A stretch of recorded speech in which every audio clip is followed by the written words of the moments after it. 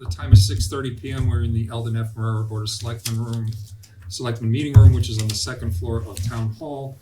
Please be aware that this meeting is being recorded for use on the internet and our local cable station, and invite anybody who can stand to stand and join me for the pledge.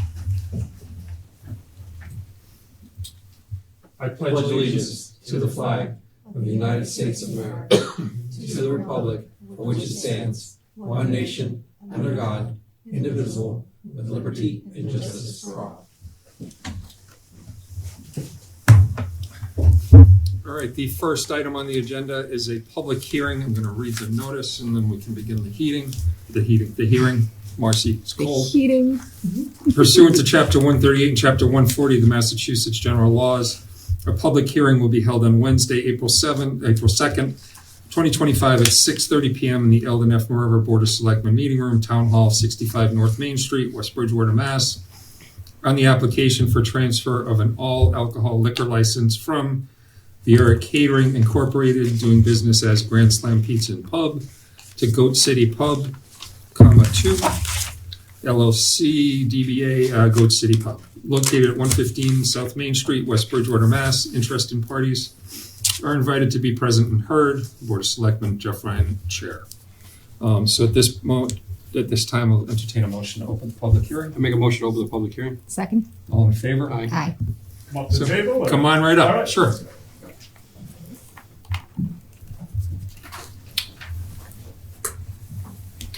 Evening. Good evening. So we know what Grand Slam is. Your menu made me hungry as I was reviewing the documents. Specifically that crispy Parmesan gnocchi. Looking at that I was one. going roast beef, but that's Yeah. okay. Looking So at anyhow, that. we're looking forward maybe to your presence in town. Pardon, but if you can give us a brief introduction, let us know what your plans are and what you're up to, and we'll go from there. Yeah, I'll hit all the major notes and then you can kind of talk more about the restaurant. So my name is Matt Porter. I'm the attorney for Goat City Pub 2 LLC. Along with me is Brianne Sylvie. Miss Sylvie is the 100% shareholder of the LLC. She'll also be the proposed license manager. As you've already stated, this is the transfer of the all-alcohol license related to the sale of Grand Slam. These folks are looking forward to taking over the business. They purchased Home Plate in 2022 in Norton and converted that into Goat City, which has been a very successful restaurant since that point. Ms. Sylvie is Serve Safe certified. She's alcohol tip certified. They've had no violations whatsoever from a liquor standpoint in Norton. There are no major anticipated changes to the business. Chef Benny is staying on there. They're going to incorporate their menu, mix that in with some of the favorites with Grand Slam. So I think they'll be best of both worlds. They're looking to retain the vast majority of the staff. So no changes to the hours. They are going to go in and do some updating and some cosmetic updating, but no major structural changes to the operation at all. As I said, Miss Sylvie will be the license manager, so she'll be there on site 40, 50, I'm sure more hours per week. But with that, I can certainly answer any questions the board may have, and Ms. Sylvie can as well. Looks like you're getting rid of that game room, huh? You know, it definitely serves a purpose, and I'd like to keep, probably keep one pool table and some games for the children, but just not as many. And thank you, Matt, for everything. It's a pleasure to be here and to meet all of you. I'm very honored to be part of this community. We've already felt a warm embrace and a welcome through Facebook and whatnot, which kind of blew my mind so soon. So we're very excited and very proud of the brand that we've built with Goat City thus far, and just knew from laying eyes on Grand Slam that it would be a great fit. And retaining all the staff, like Matt said, we did that with Home Plate and it worked out beautifully. These people already know it, the folks in town and whatnot. And menu-wise, the roast beef is sort of what put us on the map, and the gnocchi are a new addition. So I'm very proud of that menu, but always open to change and evolution. And Chef Benny is very proud of some of the things that he's done. So we look forward to chatting and seeing how we can combine the two. But I'm very proud of what we put together with Goat, and really hoping that we can transport that to West Bridgewater. Great. Anything, Mike? No, it sounds like some great positive energy. And as you can see, our town is very welcoming. Oh, great. They're warm. Our town is very welcoming. It's a good place to be. So welcome. So, When it comes to the alcohol, Jeff's about to hit some of the you go right important ahead. notes with the alcohol. We ask everyone, regardless of the tenure of their licenses and tip, we ask the same question. You have read the alcohol policy? Yes, yes. All right, you understand it, there's no questions? No questions. No. Okay, all right. And if there ever was to be a question, please feel free to reach out to this board and or the alcohol. Sergeant Reagan, who's Sergeant our Reagan. He was wonderful. We sat down. Yeah, we have, from a, I don't like the word, but from a punishment standpoint, we have somewhat rigid guidelines that we follow. So we ask everybody, if you have any questions, please ask them ahead of time. Please take care of them ahead of time, because once you come back with the violation, I can't speak as the board, but generally what happens is we stick to those guidelines. So, Understood. don't anticipate any problems, as you've been in existence in other places, and no issues. As it pertains to the liquor license, I don't have a particular issue with it.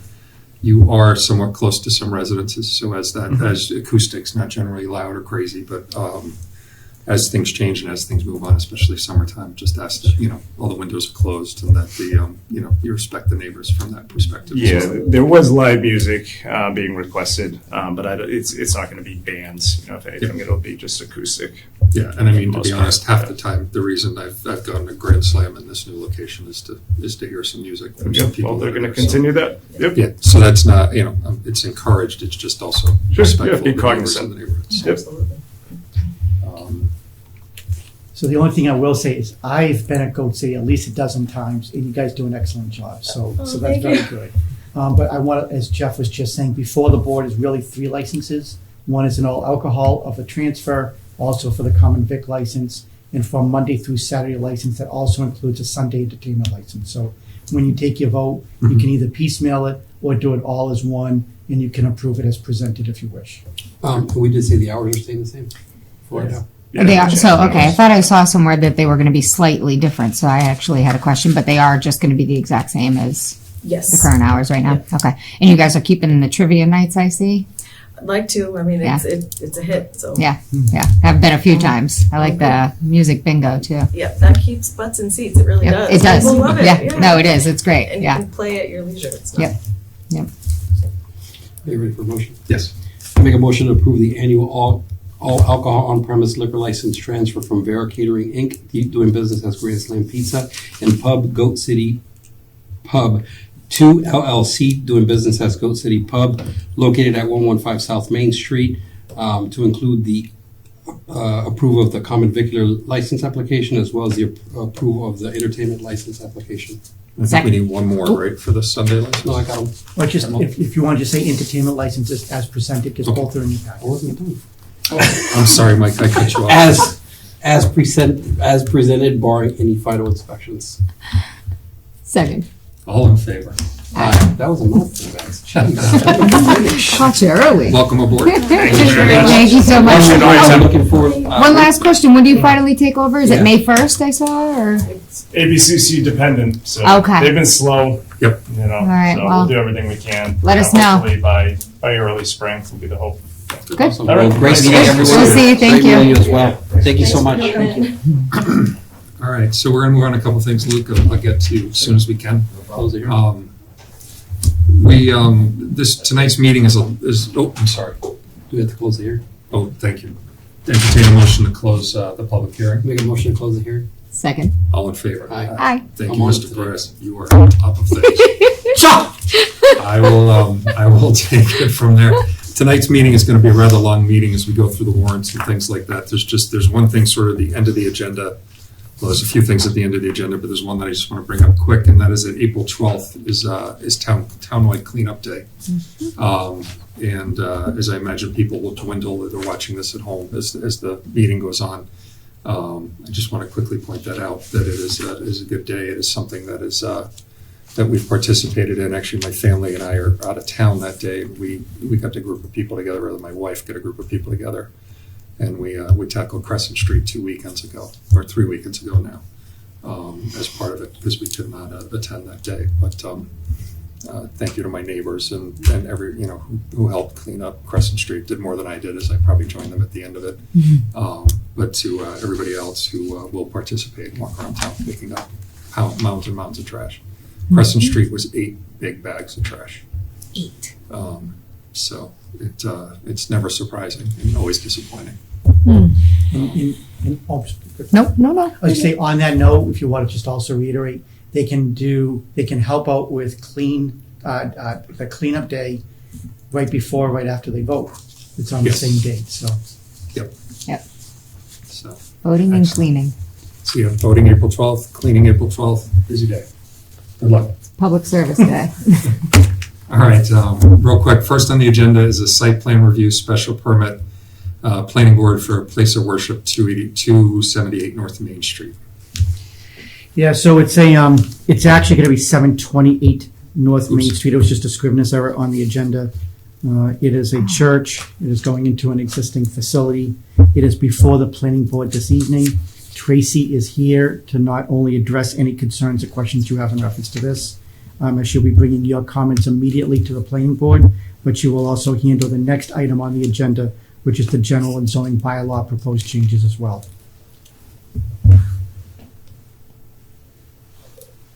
So Tracy, I think my only question on this was the number of spaces for the number of, they said the church reached 80 members, and I'm looking at, scrolling, our liquor laws require a lot of scrolling.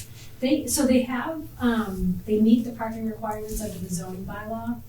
And there's 28 spaces there now. Mhm. That's sufficient. But the one thing that was brought up to the planning board is that there are 3 different units in that building, of which the church would occupy 1. Okay. So the subsequent tenants might have a concern when they come in, but they're okay with what they have. Okay. That was my only comment. I don't know, Mike or Marcy. Yeah, no, I didn't really have anything.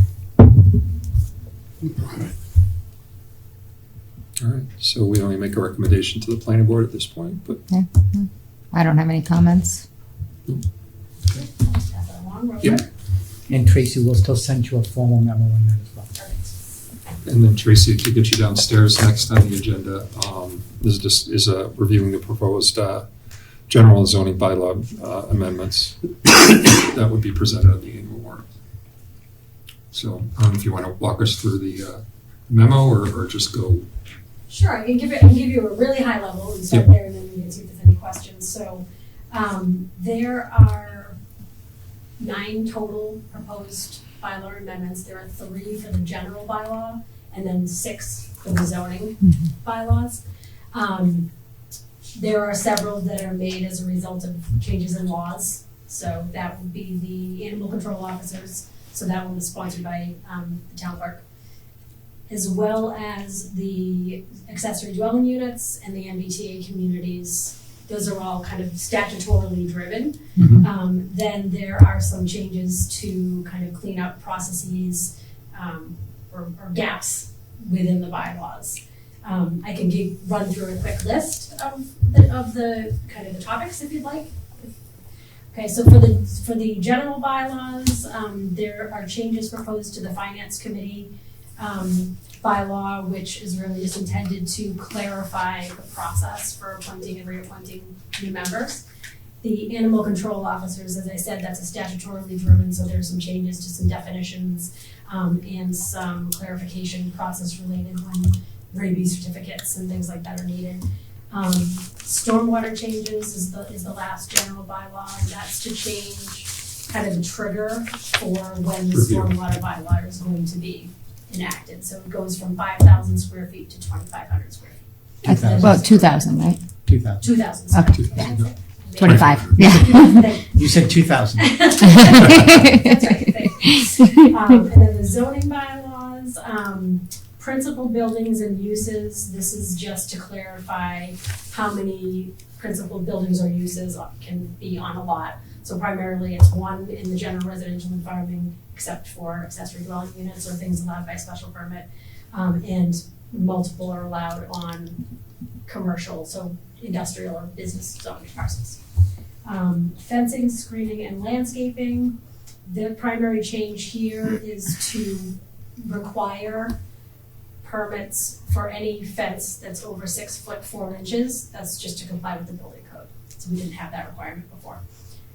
Site plan, the real intention on the site plan changes is to create a bucket of minor site plan changes that would be in the discretion of the building commissioner to make the determination. And it's really things that aren't triggering site changes. The building's not growing, the parking is not changing.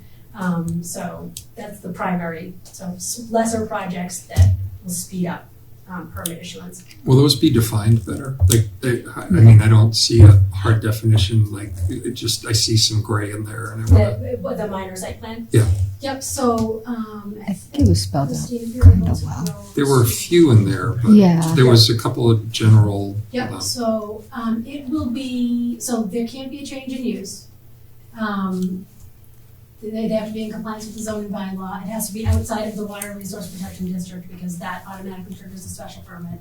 And it's for building maintenance, repair, or renovation to very specific things are listed, so roof, Okay. chimney, Yeah. there's a little list there. That doesn't require a change to the existing footprint of the structures. So it has to be those things, and they can't be changing the footprint of the building. And interior alterations. So Tracy, it says all non-residential. Does that mean some of that already exists for residential? Yes, Okay. well, the residential it's only in the jurisdiction of the building commissioner. Got it. So this is just clarifying. Right now, every single commercial change triggers planning board site plan review. And it doesn't make sense for a roof, for a chimney, for the planning board is that process, and it Right. adds time and Maintenance. accessory dwelling units, there are a number of changes. We have an accessory dwelling unit bylaw in place. So with the new law that just came about, we have to make sure we're not being more restrictive than the state law. So the changes are designed to do that. Through that process, the bylaw study committee opted to change. You'll see in the table of use, originally, the concept was it could be allowed in any district with a special permit, but because there's anticipated to be a number of accessory dwelling units in play now in the general residential and farming, because there's at least one protected use, ADU, they've taken it out of the other districts. So it will not be allowed in the other districts, to try to limit the number a little bit. In the MBTA, multifamily housing district, we've heard a lot about. Yep. So this is to comply with the statute. So really, the high level is it creates a new district where multifamily housing is allowed as of right. It amends the zoning map to show the new district. And then we took the opportunity to take advantage of some of the things that were permissible under the statute. So there'll be site plan review. As drafted right now, it requires any proposed development over 10 units to have 10% affordable. And it's capped at 150 units. So this has gone to the Executive Office of Housing Livable Communities for review. We haven't received their feedback yet, but that is one thing that could prompt some amendments prior to town meeting. Okay. I had one question about the sheds and portable storage. Sorry. If I were to get like a pod on my property for just, it's going to be there for a week or something like that, do I need a building permit for that? Do I need a permit for that rather? So this was part of the conversation. So storage containers that, I think there's something, I just want to take a quick peek at it. So it says storage buildings, including sheds and portable storage containers. Yeah, so those types of containers are absolutely anticipated under this bylaw. So they would require a building permit. But I'm just trying to see, I think we might have put something in there about the time, how long it was there. Because for the storage, it's the exact type of thing that you said would probably happen before you can get a permit. it would, right. But I don't want to hold you up by, let's see. No, I'm with Marcy on that. Like, if you're moving in a month and you put a pod there to start loading up, it makes perfect sense. If the pod's going to sit there for a year, That's different, obviously. Yeah, if you're having work done in the house, it's going to sit there a while. But if you're just filling it up and then moving it, it seems like it would just Yeah, from a possibly practical take more time to perspective- get the permit. Yeah, and I think from a practical perspective, they're not the concern. Okay.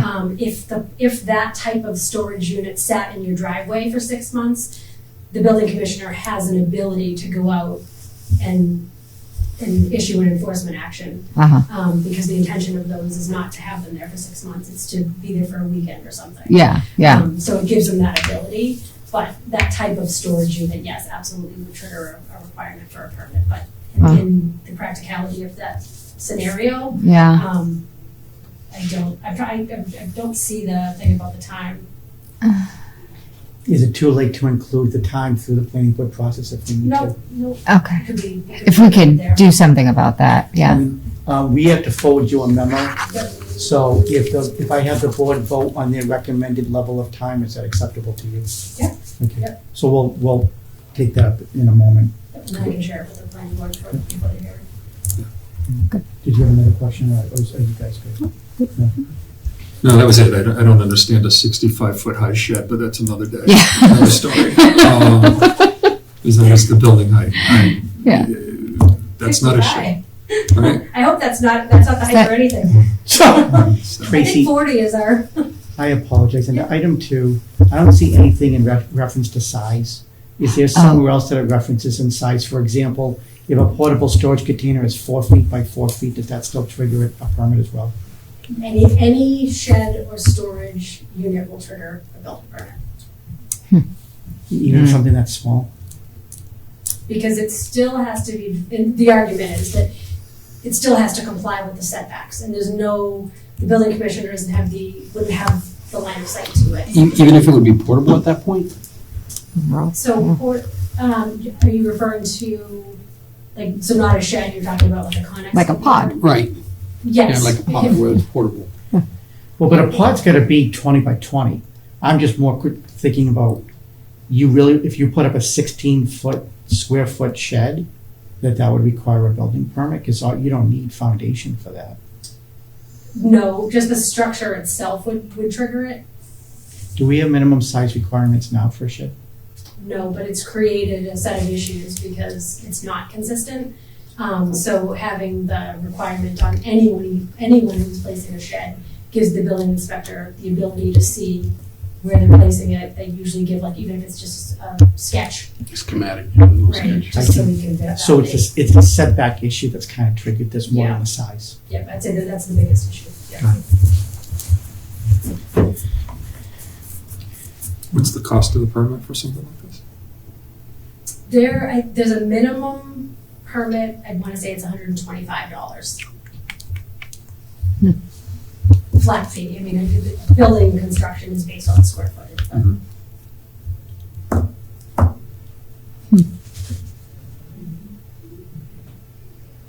But Seems pricey. Yeah, I understand the need and the desire and the want, and I'm all for it, to not have storage pods sitting on somebody's front lawn for 6 months, a year. I say 6 months. If somebody had smoke damage, something like that, there's obviously some circumstances where it might make sense. But if somebody's putting a shed in their backyard, a 6 by 10 shed, I understand they need to capture the setback, but I don't know that $120 to put a shed in the backyard is something I can support. It just Seems- that it seems seems a lot. excessive, a little bit. Just, yeah. So tonight, you are not making a recommendation, you're just placing it on the warrant, and I want Tracy to be here to be able to make sure that you fully understood it. Obviously, you can vote as a non-recommendation at your next step, correct? Because do they have to recommend in order for the planning board to be able to move forward? So what they'd be voting on tonight is just to place it on the warrant. Correct. And then to just send it back to the planning board to tell them to have their public hearing, basically. Correct, okay. So we'll do that this evening. And then the only other item I think we might want to capture is, we were just talking about what duration of time. So whether it's a month or 2 months, or do you want to do it in days, or whatever that is, so that way Tracy can capture and bring it back to the planning board. They're holding a hearing, or any discussion on this tonight? No, Okay. no, it's, the public hearing is going to be April 30th. Okay. But the feedback going back to them in advance is helpful. personally thinking 45 days for the temporary shed, just in case somebody gets it there before 30 days, and then there might be a delay left or right, when they pick it up. Yeah. That's kind of Yeah, where my no, brain yeah. is, 45 instead of 30, just in case Just to give them somebody the starts a extra little days, bit, yeah, some left and right protection. No, you've got Yeah. people doing, I mean, 45, yeah, at some point you gotta pay, I guess, but yeah, if you're doing a large renovation or something like that, it's feasible. Yeah. To think that it could be there longer, but then that becomes part of the cost for the renovation. But if you're moving, getting out of the house, something like that, I think 45 days. And I'm not comfortable, I'll just say it again, I said it once, but I'm not comfortable it being $120 to put that on your yard to prep to move. agreed. Yeah, it doesn't make sense Yeah, to do that. no, I agree. To move for $125? Is that what the ask is? It's a Yeah, I permit. believe, and I can Permit. validate it for you, I believe that there's a minimum building permit fee of $125. And it just goes up from there, but the minimum's the 125. Yeah, but if somebody's moving, Yeah. that would encompass that fee, right? Is that what So we're talking that about? storage anytime unit. somebody applies for a permit, that fee would kick in. If you're referring to somebody drops off a pod for a weekend and it, no, I mean, they wouldn't have brought that to Okay. the building commissioner. But according to this bylaw, they were supposed to. That's what I mean. So if we're enforcing the bylaw, then they should have gotten it. They then would have paid $125 to move. Right. Okay. So yeah, still the issue. Yeah. Yeah. So yeah, still. But the time parameters. Yeah, exactly, that. Fix that problem. Yeah. And then the Crossed. fees, and if you have a recommendation on a reasonable fee for a shed, you can certainly include that in your memo back. At the end of the day, any fee schedule changes would be coming to you for approval anyway. Okay. And just recall that the purpose of the fee is to cover the cost of the service. So the building commissioner, and again, I get the setback issue, but what we're really gonna do is we're gonna ask the building commissioner to go out and take a look at this, make sure that there is not a setback issue. So you're really paying for his time to go back and forth and also the secretarial time to be able to review the application. So we're kind of creating work, and by creating work, somebody has to get paid for it. So I don't think just dropping it down to zero is an option, but I thank you for refreshing my memory too. We had so many conversations about these. That specific issue was discussed and why the conversation didn't really go further with lowering the fee. Because the work is the same regardless of the size of the shed. Yep. It's the exact same. So we process it, as you said, the building commissioner has to go inspect and that sort of thing. So that was the rationale behind it. Yeah, to me, a shed, I understand it's not permanent, but it's permanent, right? I mean, you're putting on blocks, you're loading it with your stuff and life goes on. I don't necessarily have as much of an issue there, but for me, I think up to 45 days, the pod should be no cost, just noted, and at that 46th day and whatnot, then we come up with a fee or a timetable. I guess the only question to that is if it's just so noted, then is the building commissioner still checking to make sure that it's I would think the building commissioner wouldn't need to do anything but note the date. Yeah. And then on the whatever the day that it happens to be on the 46th day, now the building commissioner is going to take action. Now there's a fee to cover his expense. It's brought And to if I their can make a attention. recommendation, you may want your feedback to consider suggesting that anything under 45 days doesn't require a permit at all. Then they're not going to the building department, There's no. but it still gives them the ability to enforce if it's sitting there for months and months. On a pod, right? Yeah. A shed's a shed. I think that makes a lot more Yeah, Yes. I agree. Because to be honest with you, to tell the building commissioner, just note the date, and it turns out that we all know that it's within 1 foot of the setback, 1 foot of the boundary line, the neighbor's gonna get frustrated. And then the neighbor's gonna say, why are you not enforcing the setback rules? And we're gonna say we have to wait 45 days. I think it puts everybody in a bad position. So maybe if it's only gonna be 45 days or less, then they don't have to contact building to receive the building, a building permit. That might be the best solution. And then it Yeah. could take a little bit longer on the enforcement side because you have to, at some Prove point the how clock long- starts yeah. ticking, but Yeah. I think it is negligible compared to what you would address the issues that you're Yeah. mentioning. Do you have any issue with that? I don't have any issue with that, no. That's I think that's satisfactory. reasonable. Yeah. So we don't need to formalize the feedback more than that? No, but I would ask you just to take a motion, so that way we could just capture in the minutes, in case there's ever gonna be a challenge to it. All right, so I'll entertain a motion. We're, first, let me, before I do it, we're good with everything else, right? Yeah. All the Yeah. other. Okay, so I'll entertain a motion, make a motion that on the zoning bylaw article that pertains to sheds and portable storage, that our recommendation is that for a portable unit only, there should be no permit required until the 46th day. So 45 days, no permit. On the 46th day, a permit would be required. Second. All in favor? Aye. Thank you, Tracy. Thank you. Thank you, Tracy. All right. I'm going to make an amendment to the agenda here. As we have Luke from Barrett's, you should come on up. We throw a lot of praise at somebody that's not even in town yet. So let me start this by first throwing even more praise your way. Thank you for your business in town. We do greatly appreciate it. You're sort of a rock and a steadfast in the community, and I've spent many a Saturday night in the summer under your tent, just enjoying being outside and having a cocktail or two. Yeah. No, I mean, fabulous place. We're great to have you in town and all that. So, but with that in mind, you are here looking to get approval for a one-day entertainment license at Barrett's. I'm just going to formally, located at 674 West Center Street for August 19th. If you want to fill us in a little bit. We are looking to have Little Mania Wrestling come to town and put on their production in our restaurant. It's a slow time of year for us. We're looking just to provide some entertainment for our guests. We're seeing more and more that, as alcohol becomes kind of slumping down a little bit, that people want something to do when they go out to eat. So we're just trying to think outside of the box, and that came across our desk, and we're like, let's try it. So what is it exactly? It is Little People Wrestling. Mhm. It's an entertainment company. They travel the United States. They're based out of Louisiana. And they put on a 2-hour show, meet and greets. It's all sports entertainment, I guess, just similar to WWE or other things like that you would see on television. Where would that be located? Are you going to set up a ring, obviously, Yep, right? so where's the that? ring is small. It's 12 by 12. So we have the ability to, you're familiar with the restaurant. They have the lounge couches in front of the fireplace. We have that dance floor. So we can push the lounge couches out and create a 25 by 25 space there that leaves more than enough room for any egress and security and all that stuff. I love entertainment, so I think.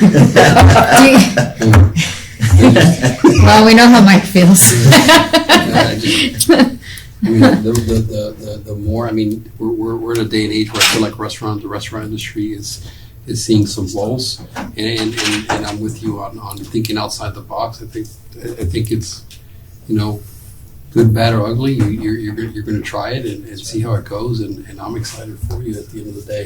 I just want to make sure that we're thinking safety. We have the proper egresses and the proper protocols in place, which I'm sure that the people in this room will make sure is going to happen anyways. So, yeah. Have there been any other places in the area that have hosted an event like that? Yeah, there's a place in Rockland that does it, Players. Oh, okay. And there was a place in Taunton that was doing it, but I haven't seen anything recently on it. And they've been well attended? Rockland sells out every time they do it. Really? That's what I'm told. Interesting. I am I'm struggling. I'm a no. I'm not a crazy emphatic no, but I'm close to the fence, but I'm on the no side. I know we're 1-1, I guess, at this point, informally, Oh, great. and we'll go from there. No, at the end of the day, this is it's a business Yes. that puts on a production. Correct. And this is part of their business, it's part of their show, it's part of their act, and they travel the entire country putting on their show. Absolutely. As WWE would, or as any band that travels the country would also do. So, yeah, right on. You would do advanced ticket sales? We would have to. It'd be closed to the public, 21 plus, police officers, our security team, all that stuff. So you would close the restaurant down to Oh, the yeah. public, and it would just be a private event? Yeah, it's a summer Monday. okay. It would be very quiet for us in general that day, so we would Okay. absolutely be closing down the What day restaurant. of the week was that? It's a Monday, I think. It's a Monday. Yeah. Oh, Okay. And by doing these advanced ticket sales, you will make sure there's no occupancy issues. Absolutely. We're only selling as many actual seats as we have in the restaurant. No standing room or Okay. anything like that. All right. And to the board, it's a one-day license. So the point is that we're doing it for that day and that day only. It is not a carte blanche, so we can do it multiple times. If Barrett's is successful and would like to do it again, they would have to repetition the board at that point.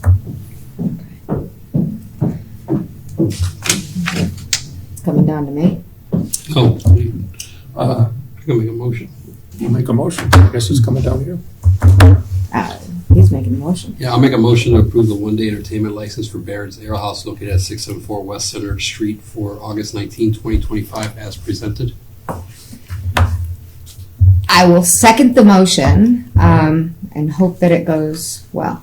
It will More go than well. welcome to attend. We'll save you a table. So we need a formal vote here. Second. Well, that's a second. All in Yeah. favor? Aye. Aye. Nay. But I wish you the best. Thank you very much, folks. Thank you. Thank you. Comment. Good luck. Thank you. All right. Getting back on track for the agenda. I got to jump some pages here. I apologize.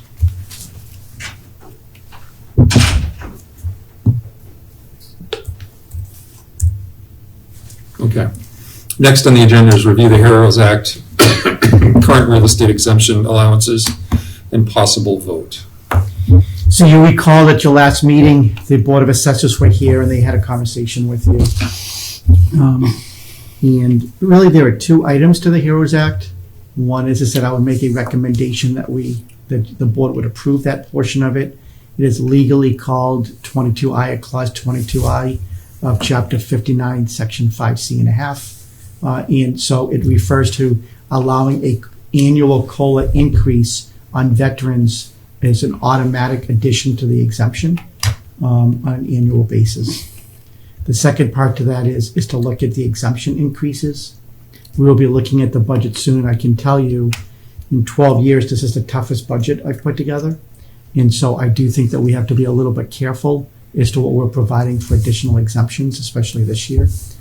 And also the unfortunate part is the way the Veterans Act was passed is that we already did, in essence, the Veterans Heroes Act already because we were already providing an exemption. So unfortunately, the way the original acts in 1986 were approved is that you have to make sure that it is consistently applied to all other aspects. So if we accept the HEROES Act at a higher percent, we would then have to do it across the board for all the others, or we would have to negate those. And I don't think we're looking to try to hurt anybody. So with that aspect of it, I have placed in your book, we'll go back one page, Christine, is that this is what, no, one, go that one there.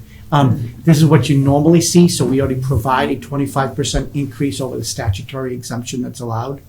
And so if you were to take the recommendation that the assessors voted on, and that I would be making to you as well, is that elderly, widows, over 70 veterans in blind would all receive a 25% increase, except that also by authorizing 22I, the veterans alone would also receive an additional COLA increase. So it would be, in that case, veterans, it would be $400 times the COLA times the 25%. And then that would continue to escalate over time on the base exemption.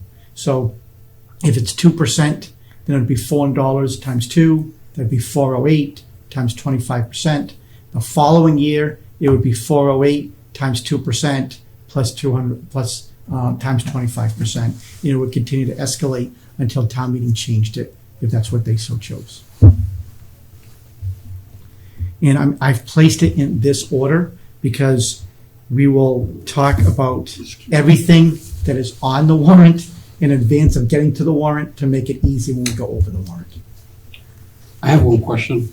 What are we seeing? What is becoming the new norm across the state? What are some of the other towns doing in reference to this specific? And I know that this is West Bridgewater, but I kind of want to see what the rest of the state's doing with this, because both of these acts are part of, the whole state. So I don't know if you have a grasp on what's going on. We do. So Daniela made a whole bunch of calls to other municipalities, and I've spoken to some of my counterparts. It seems, and again, this is a broad stroke, but it seems fairly universal that Clause 22I will most likely be brought to town meeting for approval. There seems to be universal support for doing the COLA increase, which is again what we're recommending here. The second part is the exemption. The trickiness to that is that not every other town, for example, I know East Bridgewater doesn't do the exemptions currently on the other aspects. They only do it on the veterans. So I know that they're going to do 50% this year, is what my understanding is. But that doesn't have a negative impact on the others, nor do they do the others. I am not aware of a town that is going to 100%, and I am aware of some other towns that are not bringing it this year. But I can definitively tell you there does not seem to be an overwhelming trend on any of those. It's either they're not bringing it, they're keeping it at 25%, or in a couple of cases they're going up to 100%, but recognizing those towns do not have the exemptions for the others already in place.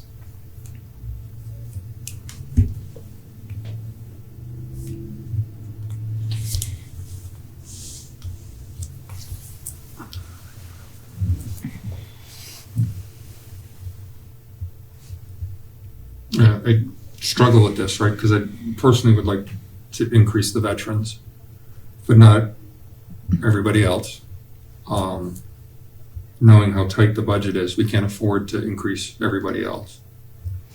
I have to think this is something that was done at Beacon Hill for political purposes without necessarily everything being thought through and tightened up. And I'd like to think that maybe in the next year they can separate this a little bit from the other exemptions. Well, it's not an unfair statement because think about it. This year, we do it at the 25%, but there is no statutory requirement that we could have already done it to 100% across the board there. So the veterans didn't prove anything else except for the COLA increase. That's really the new wrinkle in all of this. And then Christina, if you can go to that spreadsheet. So you will see, again, this is what hypothetically it would cost. So in column 1, 2, 3, 4, $1,570 is the first year cost in reference to using the COLA increase. I think that's more than reasonable, especially since whatever we can do, like you said, to help veterans, we should. When you go to 50, 75, and 100, you start to see larger increases at that point. And all of this money comes out of the overlay. And we don't usually have a lot of conversations about overlay, but you'll saw in my budget that I referred to overlay, and I budgeted $300,000 this year, which is more than we historically have done because we have already gone to the max on senior tax work-off, and that is much higher than it has been in the past. And the other part is that it is fantastic that home values are higher for lots of reasons.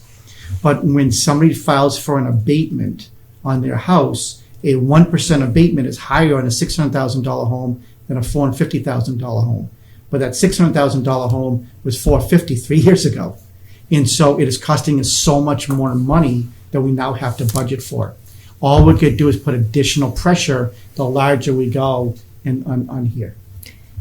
If we stuck with the 25% this year, we have next year we can raise it, right? Like this isn't a one-time shot. Like we can't change it after this. So if like we're doing better financially next year or something like that, like we'd be able to up it if we wanted to, right? Yes, if we so- didn't go up now. Correct. So we go back one page, please. So what we have always historically done is Article 5 is to accept the provisions of 1986, and we've done this on an annual basis. After speaking to Department of Revenue Legal Counsel, it turns out that this was not needed to be voted on every single year. Because once you accept it once, it's authorizing the assessor to do it every single year. So we're going to vote on it this year, and you will not see it as an automatic warrant article in next year's warrant. But to your point, at any time, the Board of the Board of Selectmen can place it back on to amend it up or down. You will always have that flexibility to bring it back to town meeting for that change. Thoughts?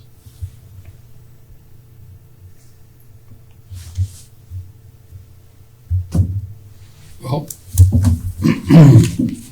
I feel like there's not a lot of information on it. And I'm more leaning towards maybe the HERO Act doesn't get visited this year and looked at next year when we have more information. That's kind of where I'm at. But when it comes to a vote, I will have to recuse myself from this vote. As a veteran, I value your opinion too. So. Any other discussion? So, if I'm hearing this side of the board, the 22I would be a recommendation. Correct. Okay. And then we'll hold at the 25% with everything else. I think that's the best decision for this year right now. Yeah. Do we need to formally vote, or Why don't we do it, because it doesn't hurt, okay? and then you'll see it again when we get to the warrant. Okay. So I'll like to make a motion with regards to the HEROES Act that the board recommends that we accept the 22I and with the COLA increase moving forward, and that all other exemptions remain at the 25% as they are now. Second. All right.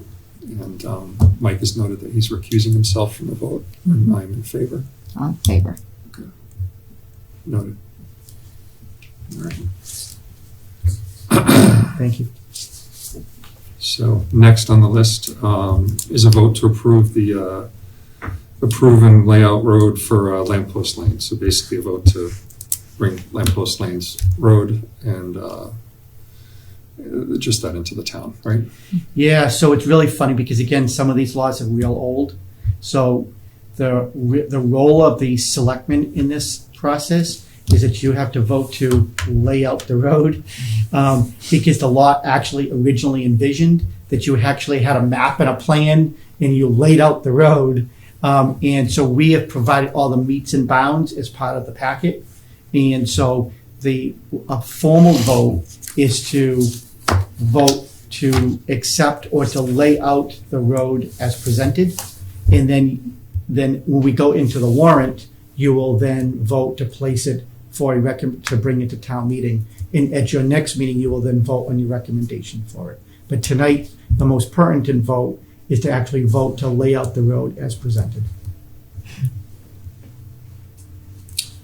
Make a motion to approve and lay out the road for Lamppost Lane as presented. I guess why don't we second that? I'm sorry, I'll second that. And just a quick conversation that it's not a boundary to this. But as I'm looking at this, there are 3 separate drainage easements, right, which to me leads to culverts at some point. And as we continue to build in this town, we seem to always build with culverts as water is part of our name. But at some point, we need a better strategy or a strategy and a plan to address some of these culverts. If that's more DPW people, it's definitely more DPW time, which I assume ultimately leads to a head count. But as these things start to block, people's lands start to get flooded around the houses and stuff like that. So every time we do something like this, and I think Lamppost Lane has all the rights in the world to become part of the town.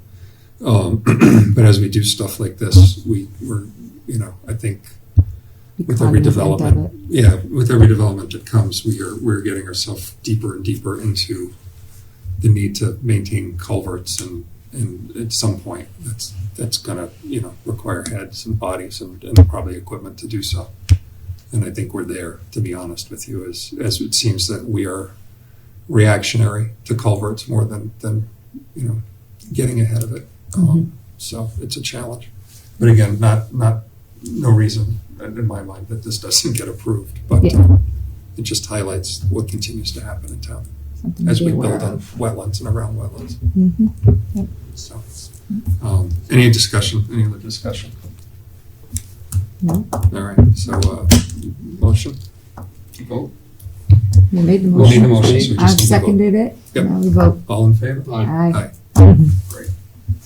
All right. Next on the list is review and vote on the 26 annual budget for town meeting. So I place this, I always do an annual summary. I'm not going to read it. I know I've provided it all to you. It's in the packet, so you've had an opportunity to review it. I could certainly answer any questions. I think the most important document for us to review, if you can move forward, please. keep on going. Right, this page right here. So I think the most important document to review is you have heard from all of your budgets. I have made the following changes to the budgets as presented in this document, in my recommended budget changes. Unfortunately, most of them are increases because those increases reflect real insurance costs versus original estimates, and also reflect what is most likely going to ultimately be our solid waste increases as well. I have also reduced, after conversations with members here, the planning board. They are an elected board. They have a stipend. I have said this over and over again. I think eventually we need a holistic conversation as to what we're going to do with stipends and compensation for board members.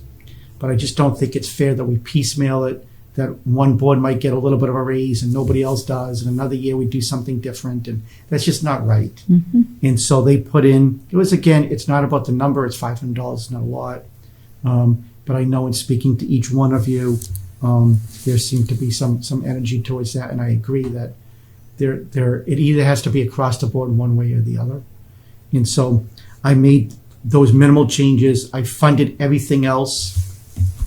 I will say that our increases, although this year is smaller than last year, the school budget just cannot continue to increase at 6%. I know that theirs is lower this year versus the previous years, and that's a tribute to them, the fact that it was that. But their increase of $1.1 million, I want you to understand that if I have provided to you, if you go back one page, right there, that page, you'll see that I'm raising at 2.75%. That's $793,000. So the business model in the state of Massachusetts in the Proposition 2.5 is that you're supposed to be able to pay all your bills within your raise. And one department is almost 100% of what we can raise. And so it can't continue. And then the second part of that is the benefits. Now, we don't control those. The state controls it, health insurance controls it. But the benefits is our second largest budget increase. Our operational budgets is police and fire, but there's only a couple $100,000 year over year. In any event, this was a tough one. So I have had to use all of our available free cash after paying for capital budget items and other one-time items. I have used all of the available free cash to be able to balance. So you'll see in here, we have always used $350,000 to offset the middle senior high school debt budget. And I also note in here that has saved the town collectively $4.2 million over the past 12 seasons. So that's fantastic news. But I had to use an additional almost $1.1 million to help offset it. So that's 1.5 million.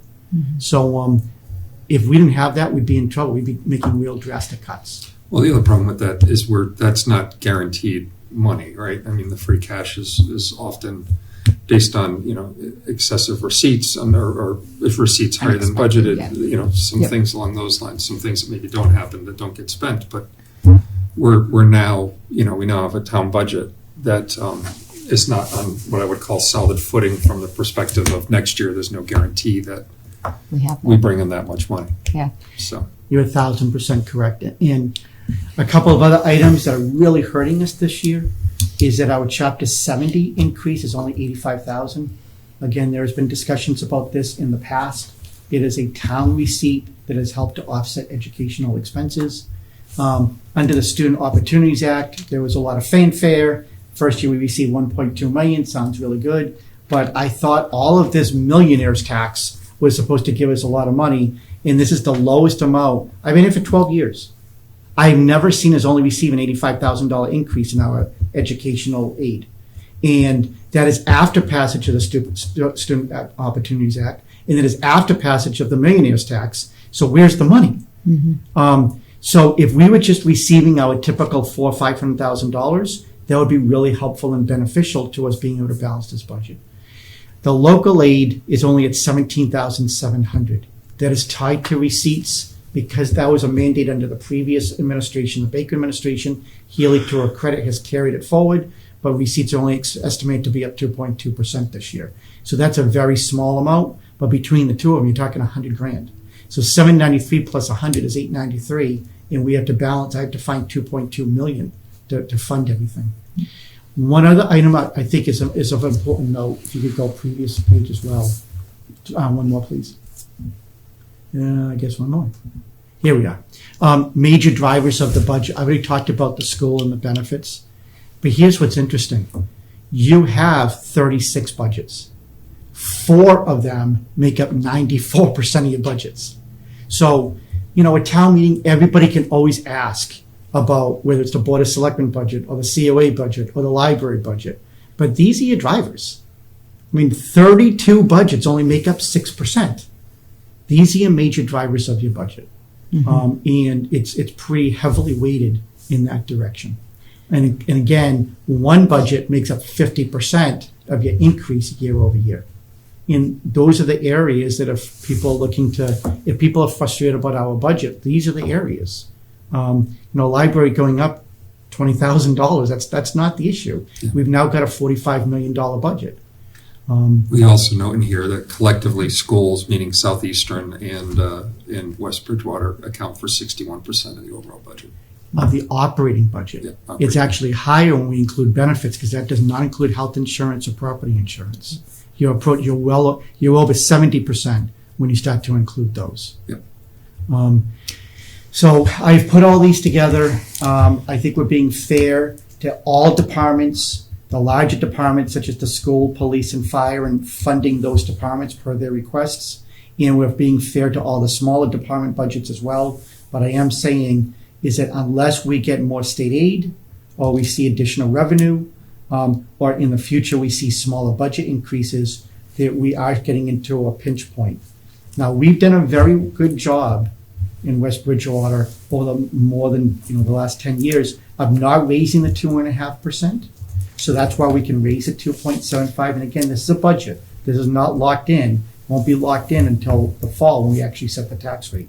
Because I'm budgeting $400,000 in growth, which is our historical number. If it comes in at $481,000, then you do less on the tax rate because you have $81,000 of additional revenue that you weren't expecting. But we're always a little conservative just to be safe on that. But a lot of other communities have spent their 2.5 year after year after year. And you have seen recently Duxbury and Norton and Hanson and Hanover all go for overrides and fail. Hanson is going, Hanover, Hanson, I always get them confused. They're going for another one. I think it's Hanover this year.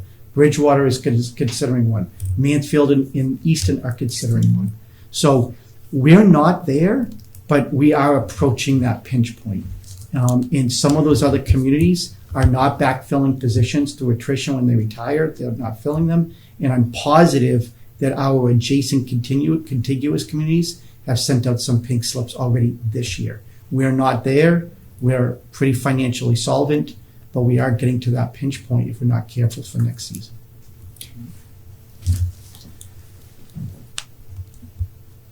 I would love to see, and I've said it a few times, I think, I don't know if I've said it in a meeting or just outside of a meeting to people who comment on free cash. I would love to see some understanding in the town of what free cash really is, because people genuinely believe it's free money.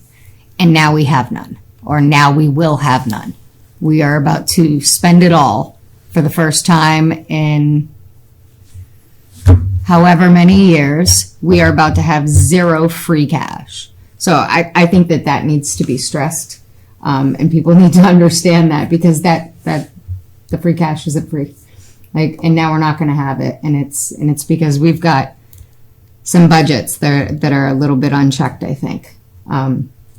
And so I feel very strongly about that, and I don't really like saying that or acknowledging that, to be honest. So I really do think that specifically with the school and their budget going up 8%, 7%, 6% now, they need to rein that in. Something needs to be done next year, hopefully. But I wish we had a little bit more understanding of what free cash really was throughout the town, because people keep hearing, oh, we'll pay for it with free cash. We'll pay for it with free cash. And now we have no more free cash. And that's not a fun thing to say. So, So if we could do this, why don't we go back one page? Go forward, I'm so sorry. There we are. So one of the ways that we generate free cash is when I budget receipts, and I say this every year, is that I'm always conservative on our receipts. Receipts are, for example, excise tax, investment income on money in the bank, transfer station fees, because that really should be a revolving account, which we're probably going to have to consider in the future. But right now, it's just a general fund receipt. So whenever we bring all those receipts in, this past year, we brought in 4.3 million. We budgeted 3.3 million at that time. So the difference between what we budgeted and what we brought in was about $1 million, really about $1.1 million. We also budget growth. This past year, we had budgeted 400,000. It was higher than that, so the difference falls to free cash. And the last item, which is where we really have to give all of our department heads credit, and is what I really pay attention to from about April 1st to the end of the fiscal year. There are too many towns that if they have money left over in their budget, they spend it. I can tell you a story in a highway department, another town, where they went and they bought paint, and they had more paint than you could buy a hardware store because they were just spending their money. We don't do that here. So when we budget and we don't spend it, that money comes off as free cash. So in essence, so for example, in our benefits budget, I always budget for health insurance as if everybody in town took health insurance, because at a moment's notice, anybody can. And there's nothing you can do. They're allowed to by law. But we have about 12 to 15% of our employment population that does not take health insurance. So if I budget for 100% and 88 take it, 12% of that number falls to free cash. You add those three up, this past year it came out to $2.8 million. But this year I'm budgeting 3.5, and I might actually have to tweak up a little bit, but I'm budgeting 3.5 to $3.7 million of free cash. If we only bring in 4.3, now you're only down to 600 grand. I know our growth has already started to slow because I see that in our building permit fees. The Federal Reserve has announced at a minimum they're going to do 2 interest rate cuts this year. Goldman Sachs is predicting 3 interest rate cuts. If they cut those, our investment income will come down based on the money that's sitting in the bank. We put all of that together. Departments still don't spend all of their money, but they might. You might only be looking at $1.2, $1.3 million of surplus next year. We have always taken $350,000 to offset the school budget. So now you're down to $800,000 or $900,000. So that's where that pinch point comes. You're right. It is not free money. It is from having prudent fiscal discipline in the way we budget in advance, with the way we do it with our receipts. It is with having department heads that are really, really good and reasonable and recognize that they are stewards of everybody's taxpayer dollars, and therefore they manage their budgets very well. And we've had the benefit of growth, which unfortunately now is slowing. But that is how that money is generated. And the one thing I want to make sure that people who are listening understand is that we are using all of that money. The difference is we're using all of that money this year to pay our budget. We have always spent the dollars in the past. But when we spent the dollars in the past, like last year, we put $500,000 into stabilization. So we put it in the bank. So that way when we get that pinch point, we have something to be able to lean on. We're not putting anything excess in the bank this year. We're putting nothing into the savings account. Now, I do mention in here that our stabilization is $3.4 million. That will be about 8% of our budget. DOR, Department of Revenue, State Department of Revenue best practices is no less than 5, but in ideal world 10. So we're pretty much in the sweet spot. So we should be okay. But next year, if we're $1 million short, that's going to take out 33% of that, which obviously we don't want to do. And we should never really have to go into stabilization to fund operations unless you're in like an 08 type of recession. But anyway, that is how it's generated. We've never had to use this much just to pay our bills. And I use this example all the time. You're married, Christmas time, you get a check from your in-laws. Your birthday, you get a check from your mom. Grammy gives you a check during the year, whatever. You make an extra $800, $900. Imagine if you balance your household budget on that. That's free cash. That's money you didn't expect. It's one time that could change at any time. And you balance, if you count on that to balance your budget We all know that that's a problem. That's what we're doing. And so we have to somehow, we can't continue to do this. And I'm proud that we can at least fund the department budgets this year, but we all have to recognize that going for like next year, we are going to have to be careful. We're not going in the right direction, or else we'll be like neighboring towns where you'll be looking for overrides. Or we're really going to have to actually, we have the excess levy capacity, so we'll start having to raise it 5-6% without that additional vote. And I don't think anybody wants to do that. And I think it's important to note also that you've mentioned it, but I think since you're doing a whole overcap on the humongous decrease in state aid. I'm glad you brought that up. Yes. So if we can move forward to the next page, here we are. So 85,000, 17,000, that captures the increase. It does not capture the increase in state estimated receipts. So that's $263,000 more year over year as to what they're charging us. So I've already been in touch with our state delegation and asked them, in our new rep, Bridget Plouffe, she's in touch with the state A&F on our behalf, because I've already argued to say state aid can't be a negative. That's not the definition of state aid. It can't be negative year over year. And, again, looking at the piece of paper, she agreed. She's like, that doesn't make sense. But that might be reality. We don't know. But we are in touch with the state at this point, because if that 263 was, say, 0, so it wasn't a negative number, and the 85 plus 17 was the traditional 400,000 to 500,000, we'd be in so much better shape, because that'd be a $600,000 swing. And that would make all the difference in this budget this year. And what's really sad, and has always aggravated me, is that the state takes in a revenue and compels it, it's not like you choose to give it, under the umbrella that we're going to provide it back under some type of equitable distribution. But that has not become equitable, because they are now using different metrics. And West Bridgewater is suffering as a result of that, I think. I can't tell you what that new formula is, but that's what it appears to be. And so 95% of our budget this year will be on the taxpayer. 5% or so will be based on state aid, and that's the lowest number that I've ever seen. And so you're entirely right, that point can't be missed. Yeah, I want to know where all our inputs are going at the state level, which is almost impossible to figure out. But it seems that we continue to input, and everywhere you go, there's more taxes happening. But where's the money going? So, it's out of our control at this board. But Good questions. yeah. Well, again, I think that we all know that the millionaire's tax passed. And we all know 50% of it is supposed to go to education expense. But they left. And it's 85,000. Like, it's going somewhere, it's just not coming to us. It's because the millionaires jumped ship. There's still, between that and some unfunded mandates. Yeah. Well, It's, see how it goes. more and more is being pushed this way. So it's usually, this is just the operating budget I'm going to ask you to vote on. However, because I had to use so much free cash that I don't normally use, I am also informing you as last thoughts. There's a new paragraph that I've never had before, is that when we look at the warrant, there are 2 warrant articles in there that we are historically there. And I didn't feel like it was my right to remove them, because that's your decision.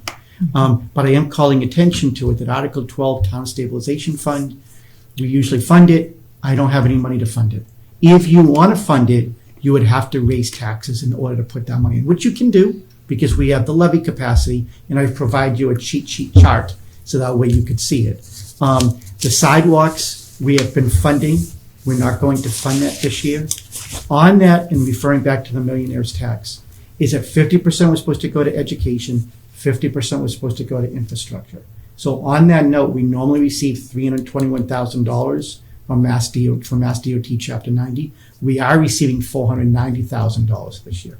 So the benefit potentially is from that increase in tax. So that's a good thing.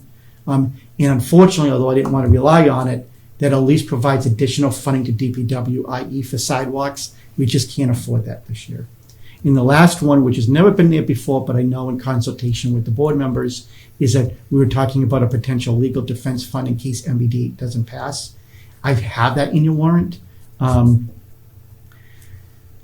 If you want to fund something on that, again, it would have to be based on taxation. But one item that I would recommend is that if MBDA did not pass, and we did have to have some type of additional legal defense to that, is that after free cash gets certified in the fall, is that you could call a special town meeting.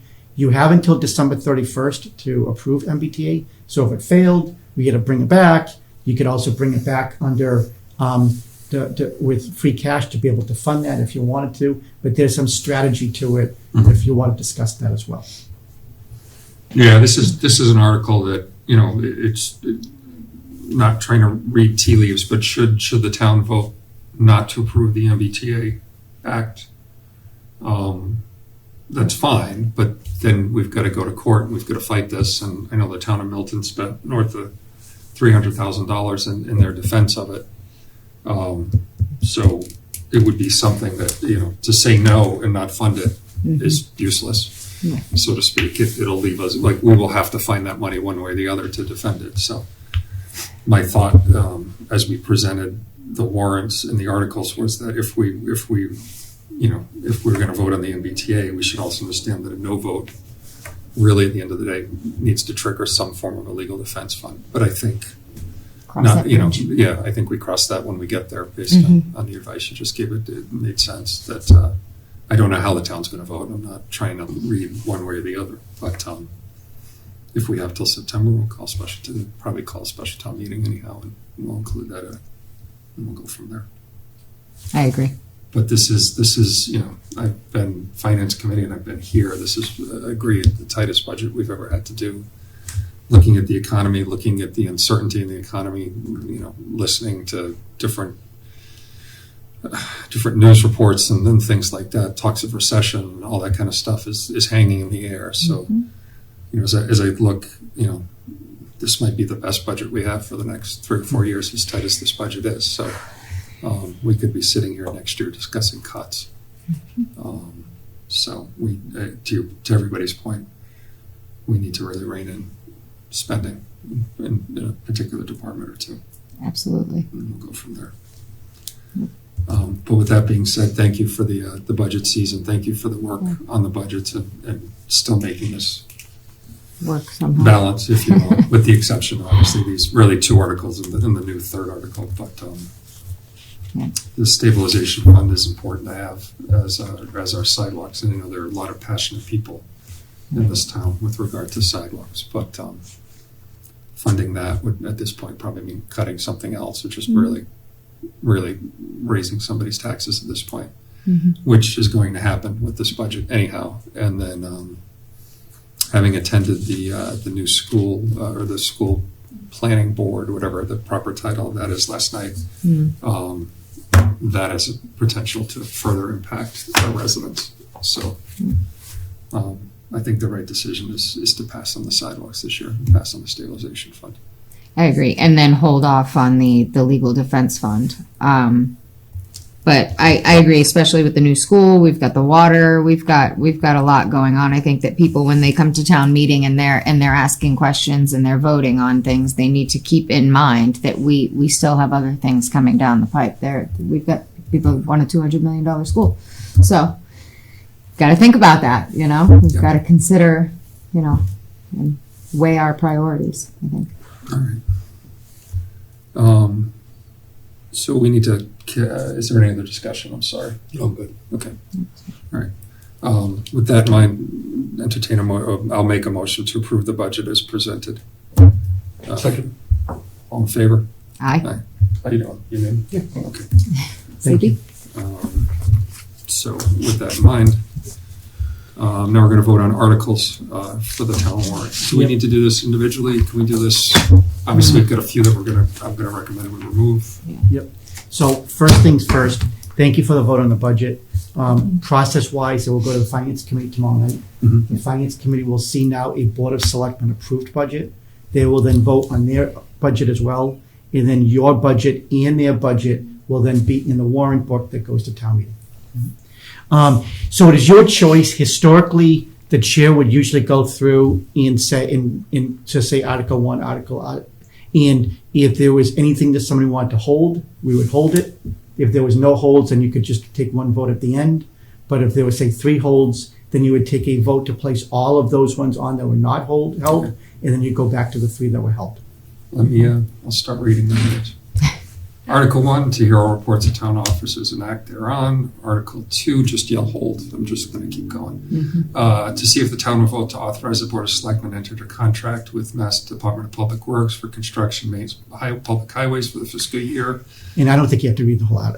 I'm done. Sweet. All right. Article 3 is regarding salaries for town officials, specifically moderator, Board of Health, Town Clerk, Board of Selectmen, Board of Assessors, Water Commissioners, and then some others that don't get paid.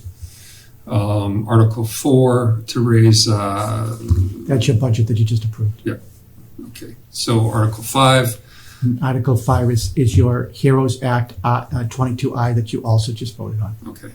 6, granted personnel exemptions. No, so this is ADU. No, this is exemptions. I'm and sorry. Which you've already done as well. We've done that. Thank you. 7, vote to authorize spend town proportion local transportation to accept and spend the Chapter 90 funds. Article 8, this Community Preservation Act.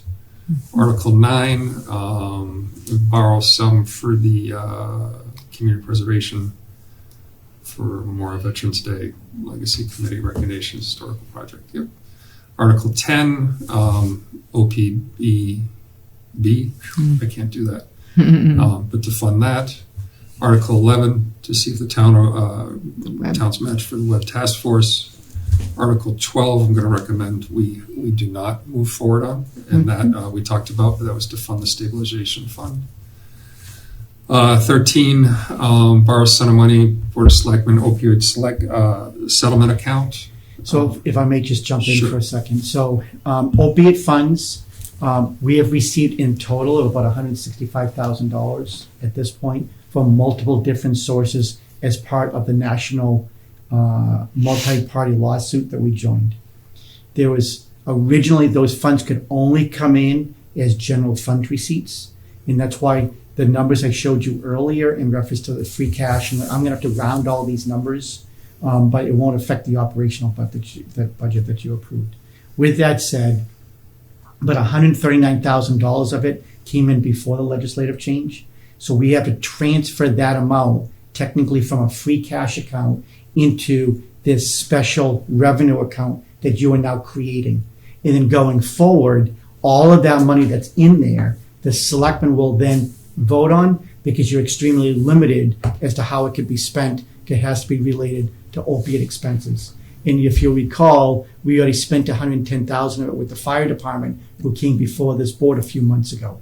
So that money's already come out of the account, but we have to just, this is a paperwork necessity that we have to do to comply with the change of state law.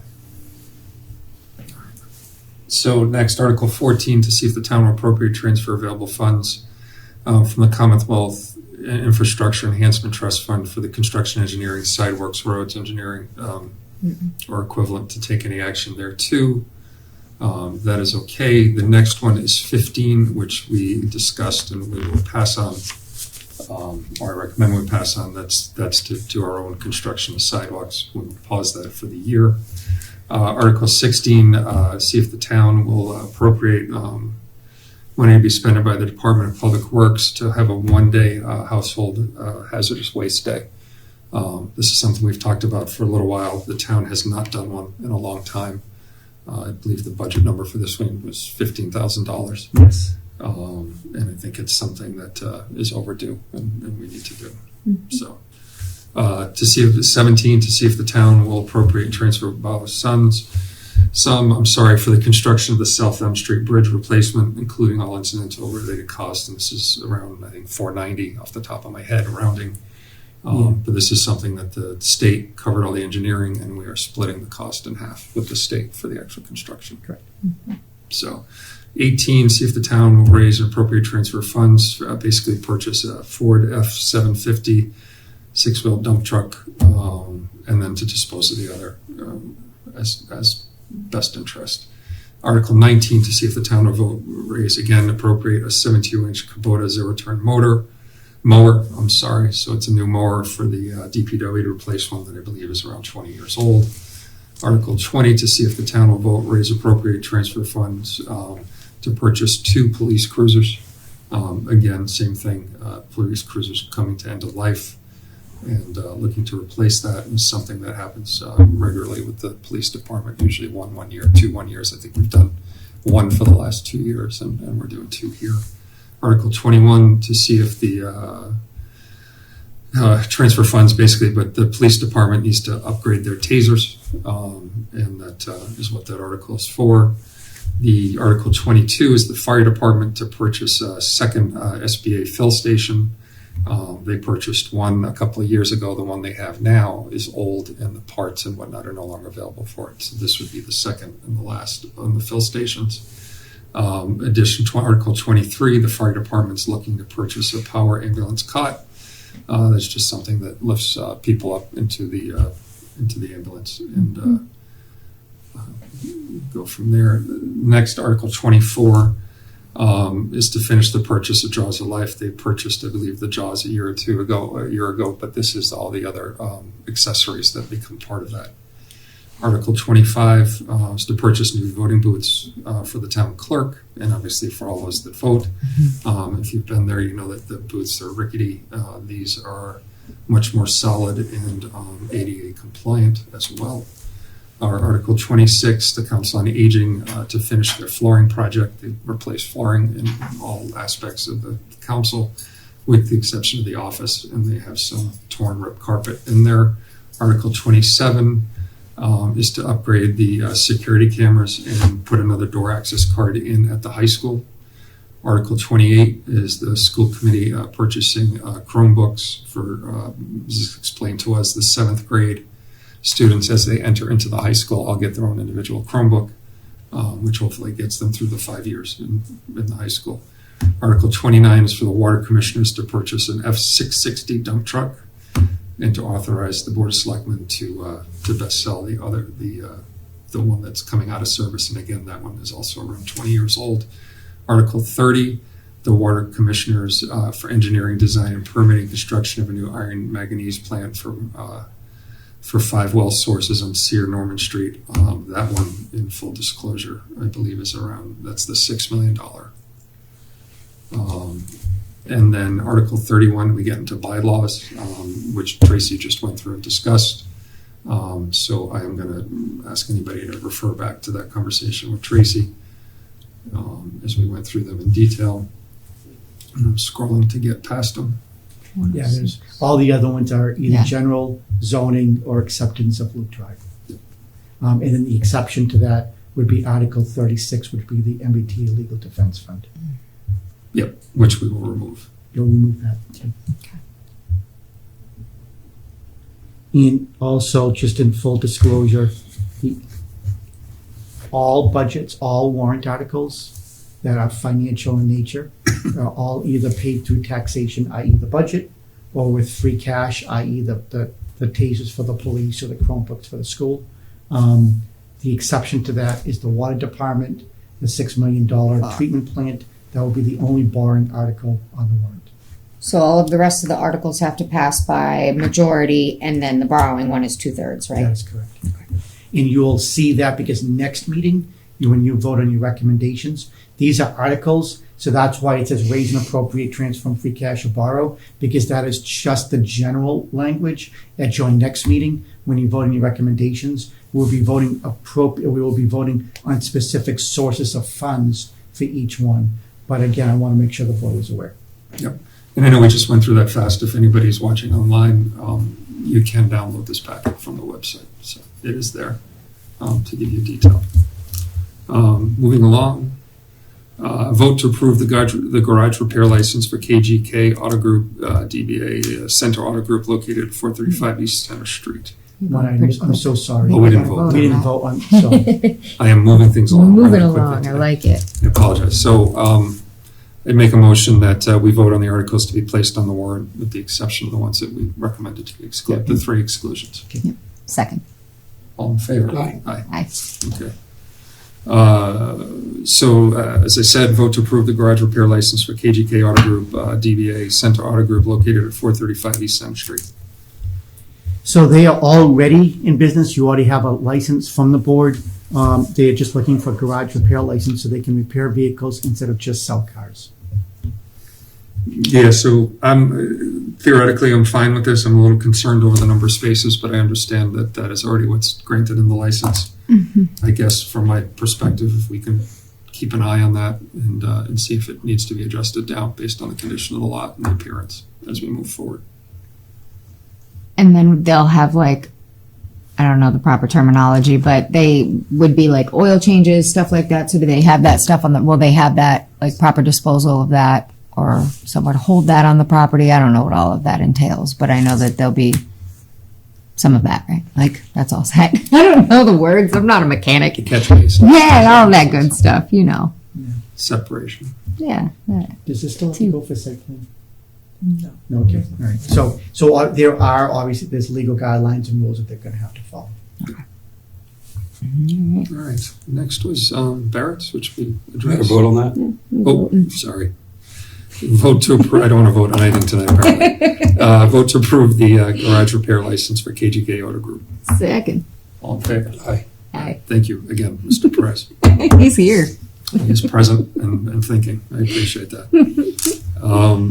We all sit on Barrett, I believe, sir. So we'll move forward to vote to approve application for a one-day liquor license for Old Colony Brewing for WBYA Field Day on April 27th. That's pretty straightforward, huh? It is. The only thing that I would ask is if they have met or they've been in contact with the police chief. The police chief has stated that there are items that are important to the police department, mainly about making sure there's a detail officer and also that there's a predetermined area as to where alcohol will be allowed and they will not be able to step out of that area by stanchions or something. So if the board is inclined to vote and approve this, then what I would ask you to do is to approve it, but also subject to the restrictions placed as required by the police chief. Is that a new requirement? Which one? The barricaded The parameter. area? Yeah, because I don't remember that being a thing in the past. Well, yes and no. So, for example, first of all, we've never done this for YA. However, if you recall, when Vineyard Farms came in, we specified the exact Yep. area they had to be, and that had to be barricaded. So from that standpoint, it's highly consistent. But this here is an open area in the parking lot here at the town hall. And I don't think anybody wants them being able to walk all throughout the entire property anywhere with alcohol. So that's what the police chief. So to answer your question specific to here, we've never done it. So I guess it would be a new requirement because we haven't done it, but using Vineyard Farms. But look, every single alcohol establishment you do, the reason you have a site plan is because they're only allowed alcohol in that one area. So from that standpoint, it is consistent. No, I don't remember from, I feel like this was done last year, and I remember from last year and then thinking back on the Centennial. I think it's a good practice. I think it's a good practice going forward. I just don't recall this from last year. No, I think you're right. I think when it came to the Centennial, Yeah. I don't think that we actually had it.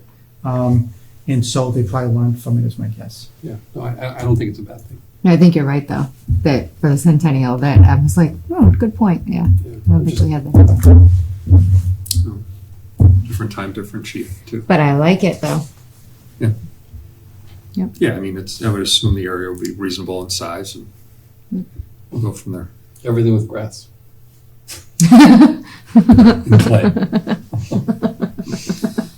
And make a motion to approve the application for a one-day liquor license for Old Colony Brewing for WBYA Field Day on April 27, 2025, as presented, barring any inspections. Second. And I would like to add with the police chief's yeah. recommendations. All right. All in favor? Aye. Great. Moving along.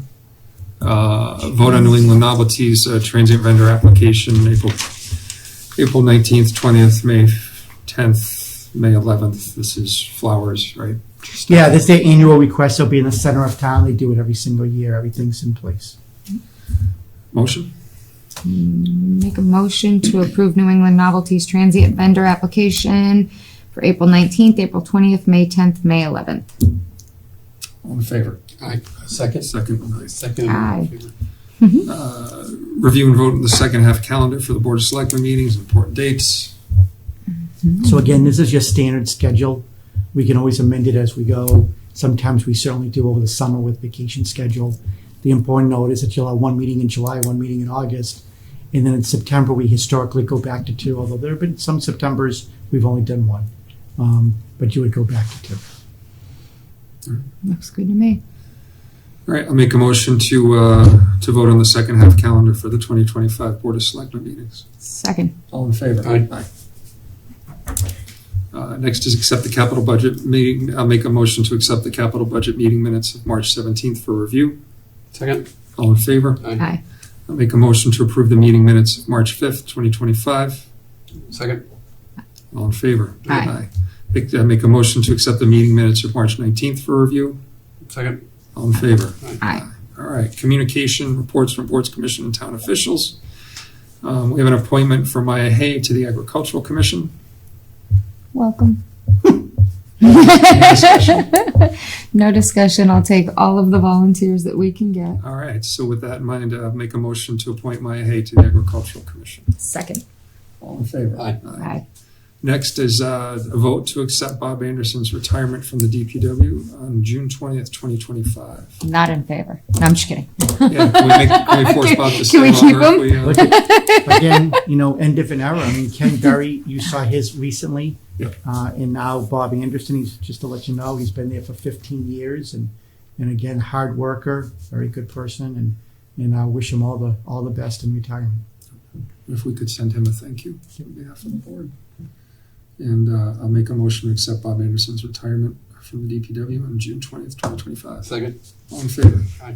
Sure.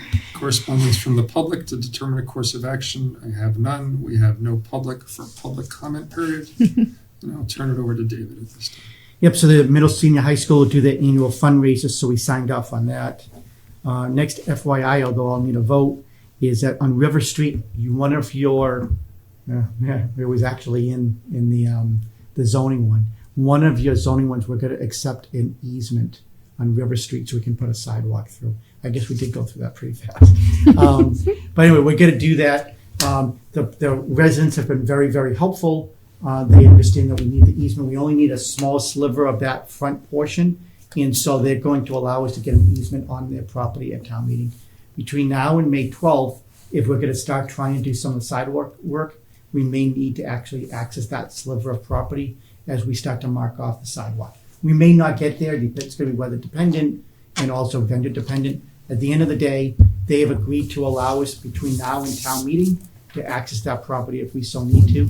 So there is a right-of-way entry that has already been signed by the resident. And as a result, I would ask that the Board of Selectmen vote to accept that and also vote to accept it so that way the chair can sign that on behalf of the board. Make a motion to vote to ratify the right of entry. I'll second that. All in favor? Aye. Thank you. And then, everybody knows that electric costs have skyrocketed.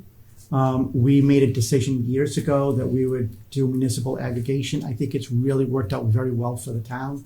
It has been a lot of work, but I do think that whenever we can provide value to our residents, it doesn't cost us anything and it saves our taxpayers money. I think that's a win-win all the way around. So here's an example that for anybody who did do municipal aggregation over this past 3 months, collectively, all of those people in town saved $193,000. And you could see over the course of a year that they have saved close to $1 million over that period of time. So again, if you are not part of it, please go to our website. You can opt in at a later date. If for whatever reason you want to opt out, it literally takes 20 seconds on the website just to opt out. But please take advantage of it and save yourself some money on that level. We've already talked about Town Cleanup Day, and your next meeting will be April 16th, at which point you will be, as I said, voting on all of your recommendations for the warrant. And that'll be your last meeting in preparation for town meeting, because then we'll be going to the printer a couple of days later. All right. All right, the next item on the agenda is executive session. So here is the motion. I would like to entertain a motion to enter into executive session not to return to open session to discuss the strategy with respect to litigation, specifically the national opioid lawsuit, and the town is a party to. Since my opinion as chair, strategizing in open session would have a detrimental effect on the bargaining position of the town. I need a roll call vote, please. Second, Perez, yes. Lee, yes. Ryan, yes. Thank you very much.